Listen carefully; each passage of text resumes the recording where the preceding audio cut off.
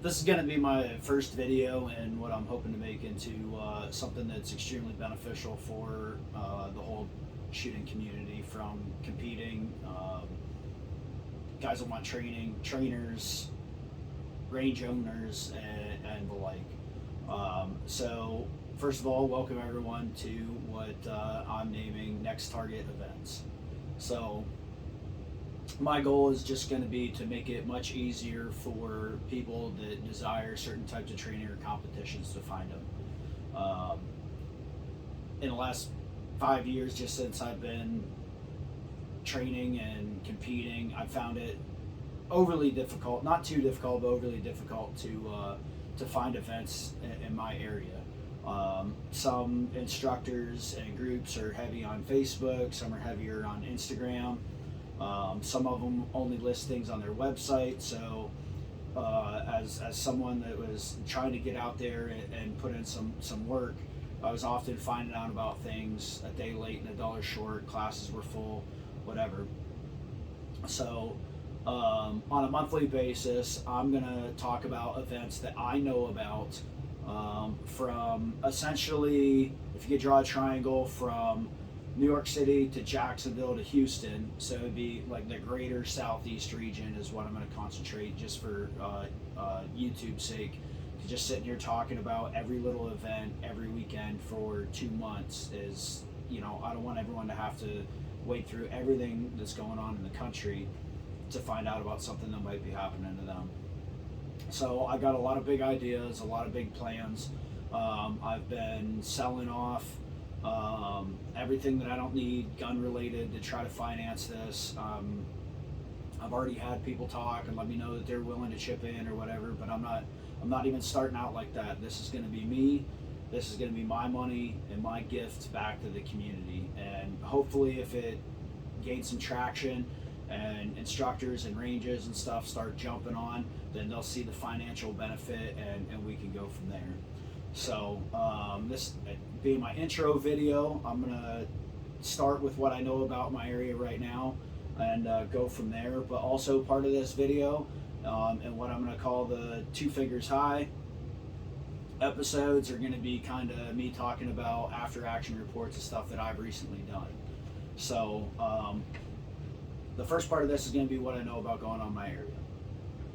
Having recently just taken one of their classes and being exposed to their website and quality of instruction.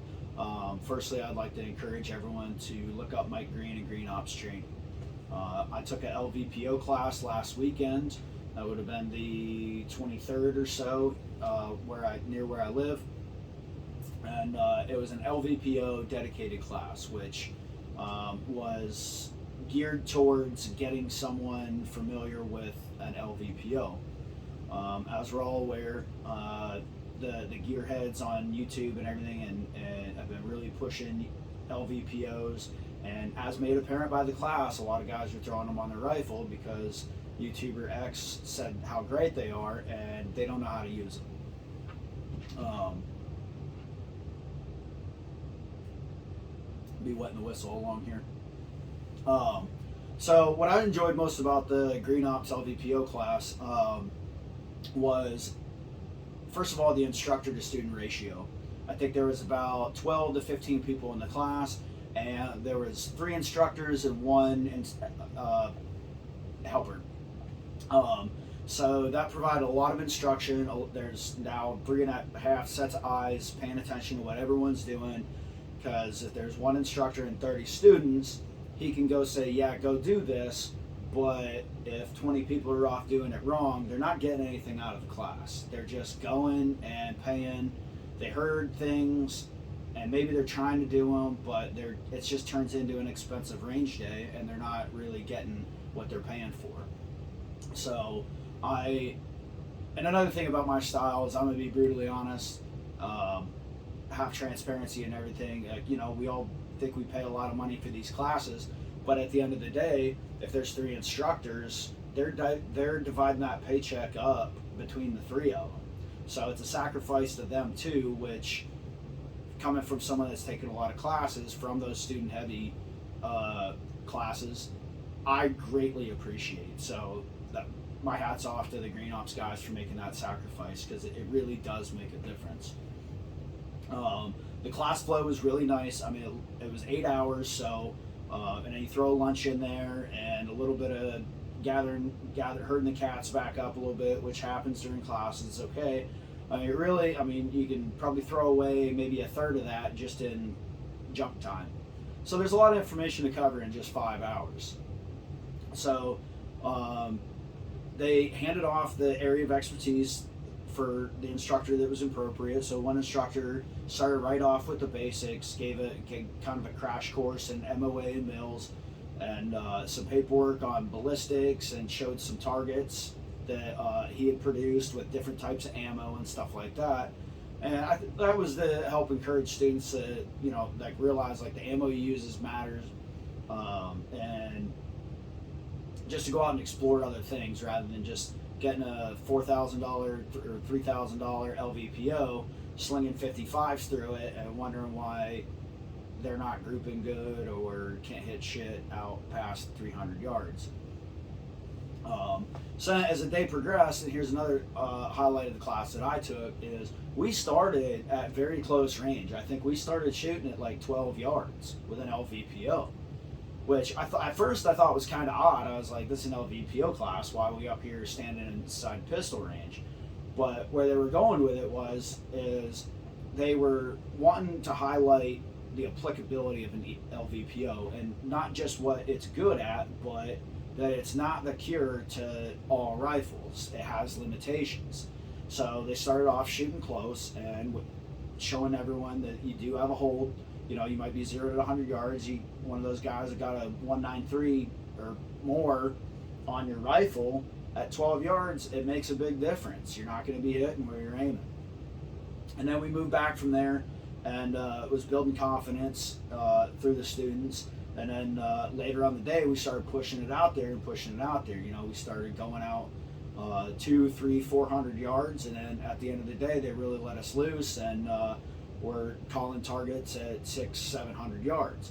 And guys that had never shot or hit anything past 100, 200 yards are starting to make that steel sing out there, and their faces are just lighting up, and you can tell it's just such a confidence boost when they get that practice of that slow progression throughout the day.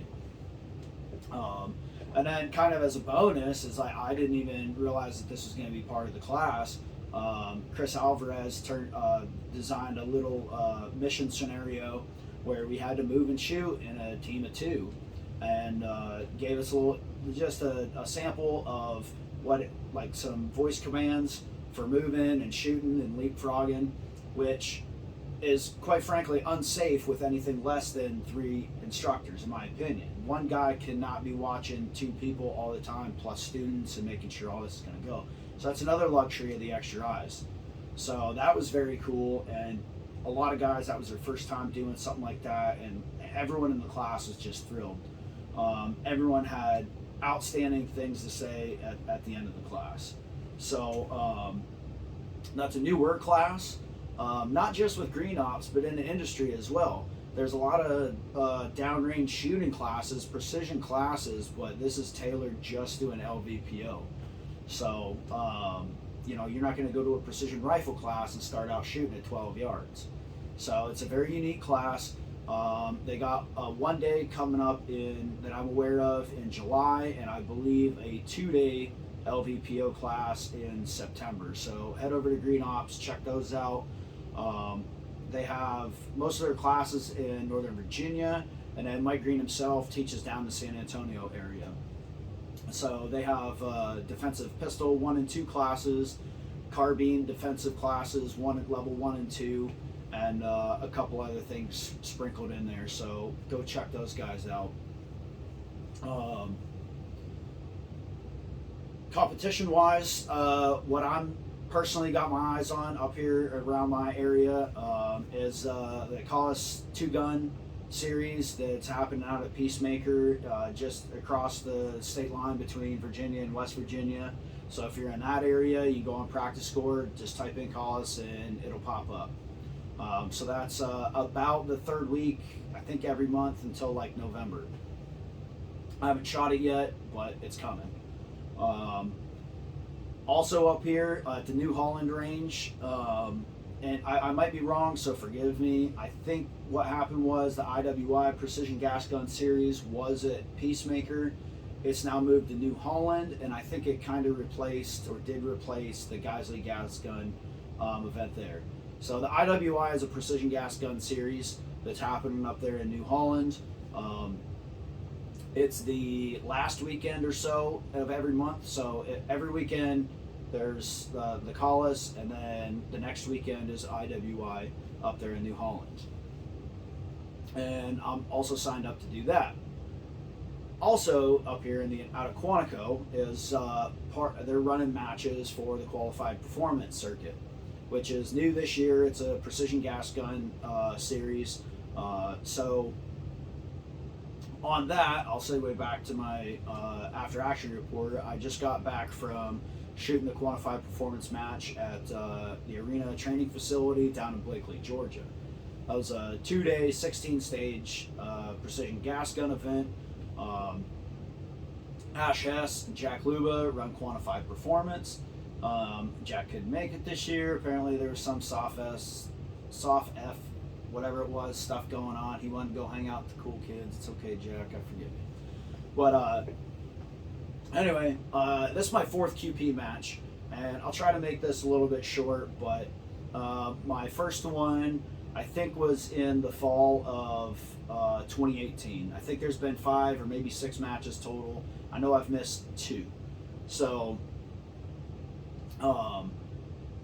this match is again very interesting. There's never been a dull QP match, and even for all the classes I've been taking the last couple of years and all the 2-gun stuff, the QP gas gun match at the arena, it's not for slouches. If you don't come prepared, you're not going to have a great time.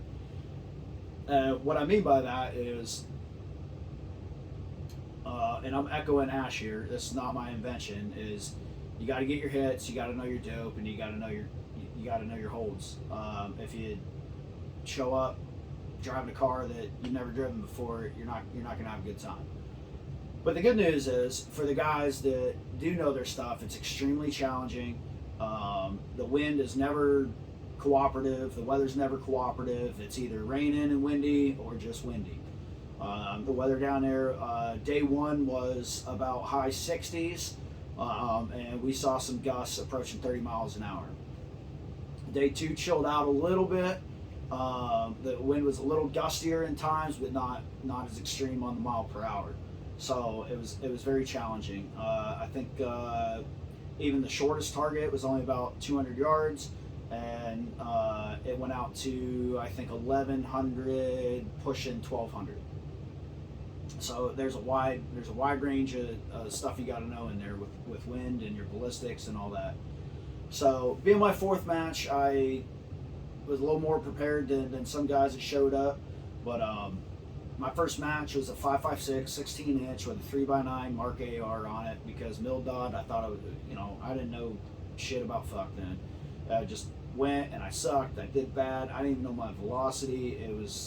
I had a lot of fun. The company there is great. I met a lot of lifelong friends, but shooting wise, it was pretty bad.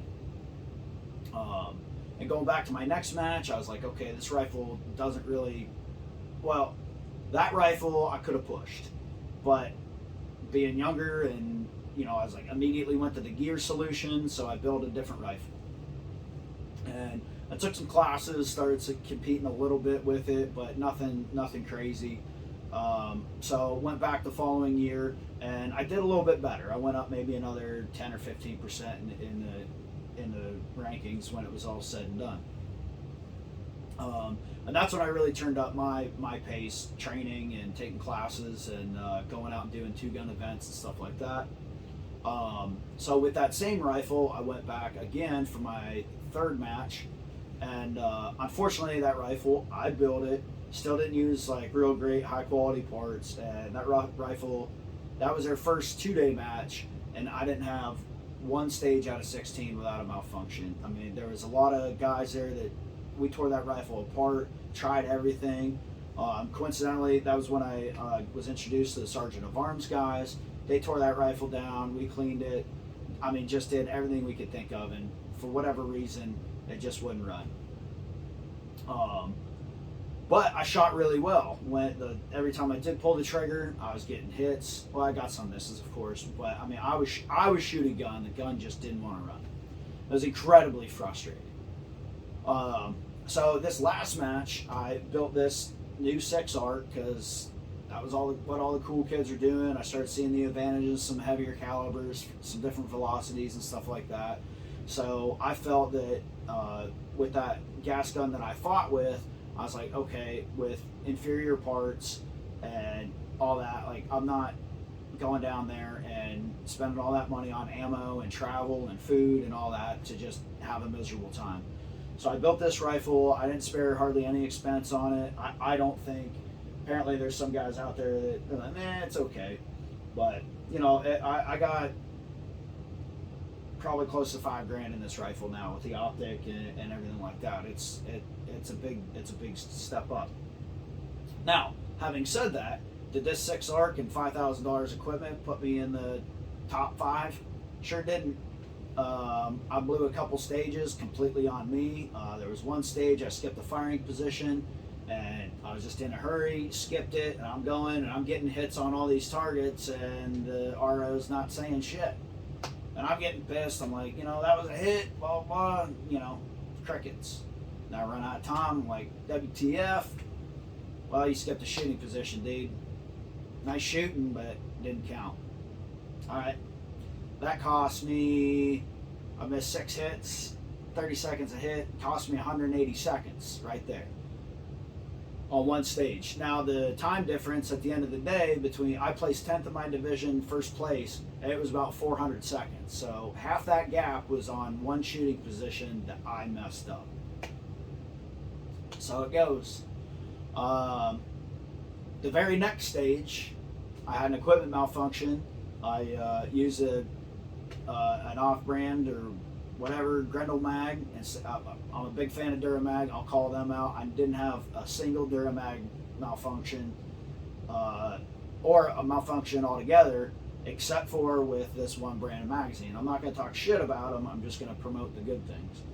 But that magazine caused heavy malfunctions, and that stage again cost me 180 seconds. So if you're following along on the math, now I'm up to 360 seconds. So that was a magazine malfunction and a skip shooting position almost solely cost me first place. Just right there. That was it. So spending the money on good gear does fix some things, but in contradiction to that, knowing what you're doing and paying attention to what you're doing, the other stage I was completely on me. This gun didn't tap me on the shoulder and say, hey dummy, go back and hit your position. So there's always that battle of gear, knowledge, speed. There's that balance there that everyone's got to comb out. So I think QP is great. Ash, they're doing something very special. It's they might throw stones at me for saying this, but I don't think it's for new shooters, unless you're very, very humble and you have no expectations. Thankfully, I landed on the humble side my first match, and I was like, man, that sucked. And I looked in the mirror and I was like, hey, what can I do to get better? And that's when I started taking classes, started progressively getting the equipment thing sorted out, and I've gotten better. So instead of being down in the 60s and 70s with guys, I placed 34th overall, and in my division, general purpose, I was 10th. So not too bad. But we all play the shoulda, woulda, coulda. So it's tough to hang on to that. If I just hadn't done this or just done that, So now I got to eat it for 6 more months until I get back down there in October and at the finale and give it hell. But in the meantime, Quantified Performance, now being a series, it's got matches spreading out all over the country now. There's the OG Blakely match at the arena. They got several matches, I think, at 2 different ranges down in Florida this year. There's 4 matches on the schedule. One happened this past weekend at Quantico Range in Virginia. There's another one in Vegas, and I think there's a few more that might even be added. And so head over to the Quantified Performance page. Their schedule's on there, and there's more getting added even as the year goes on. So I know Ash has mentioned even a couple more that ain't even on the schedule yet. So pay attention to those guys over there. So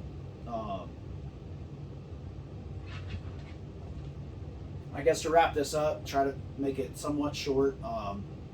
Hope you guys appreciate what I had to say, and if you have any suggestions or anything you want to hear more about as far as the training and competition side, I'll throw a couple out there. I've trained with John Dufresne at Kinetic Consulting. He's a riot and just an absolute great instructor. He's got a great ability to articulate what he's trying to teach. So I've always had a blast at the classes that I've went to him, and he's a very heavily influenced instructor as well. He runs some classes for Aaron Cowan in the Image of Sage Dynamics, which Aaron runs, but also John mentored under Frank Proctor for a lot of years as well. So there's a lot of speed and that competition influence in there, even though John's not exactly a competition instructor, or I don't think he does any competition-oriented classes, but he's also got that very, and I'll steal it from Aaron Cowan, purpose-driven mentality to like, hey, there's a reason why I'm teaching this.